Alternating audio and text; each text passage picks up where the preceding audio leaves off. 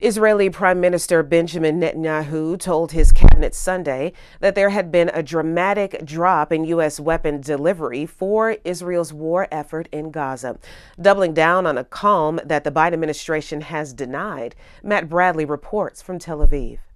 It's been a week since that war of words between Washington and Jerusalem broke out, and Prime Minister Benjamin Netanyahu of Israel is now doubling down, insisting once again yesterday that there have been delays in shipments of U.S. weapons to Israel. Now, the U.S. and the White House spent the better part of the last week denying that there were any delays, but Benjamin Netanyahu is still pressing this point. But we've also heard from the Prime Minister here that he is willing to make a partial deal with Hamas in order to free some of those remaining hostages. There's thought to be somewhere between 50 and 80 who are still alive in the Gaza Strip.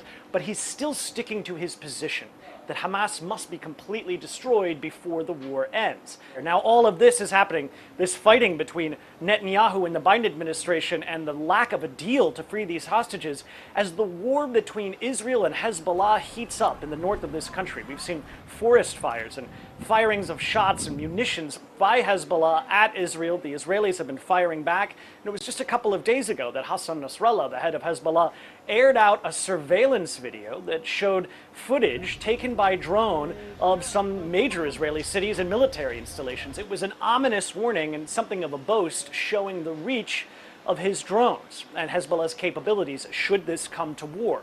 Now, we're hearing a lot about this, and Americans particularly have been warning the Israelis and the Lebanese that any war between Hezbollah and Israel would likely break out into the wider region involving Iran and maybe even the United States.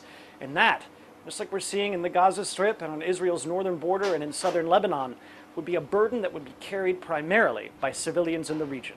Matt Bradley, NBC News, Tel Aviv.